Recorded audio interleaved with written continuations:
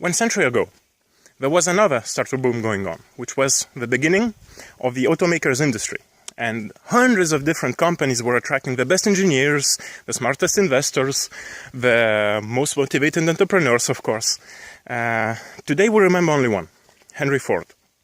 And what Henry Ford did was observe how his production line worked and make small improvements until he became so efficient that he would crush all his competitors out into the oblivion.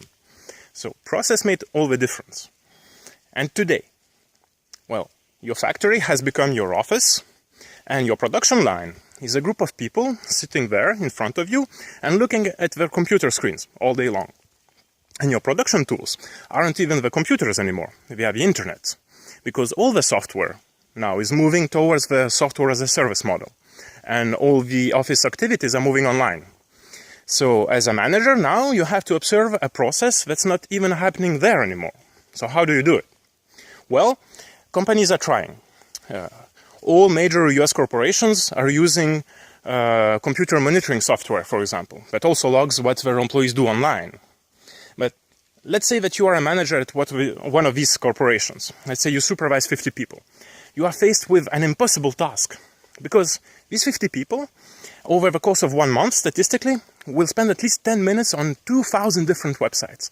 And that kind of information you have no way of processing. There are, however, companies that specialize in understanding the internet. What they do is called web analytics. They target web professionals, such as digital marketers. And so their tools are way too complex for a normal person to use. But what we did is take some parts of computer monitoring software and some very good ideas from web analytics. And we integrated them together into a single tool that's so simple to use that anyone can be today's Henry Ford. You can observe, study, and understand how your team is working. So we started selling our tool a couple of months ago.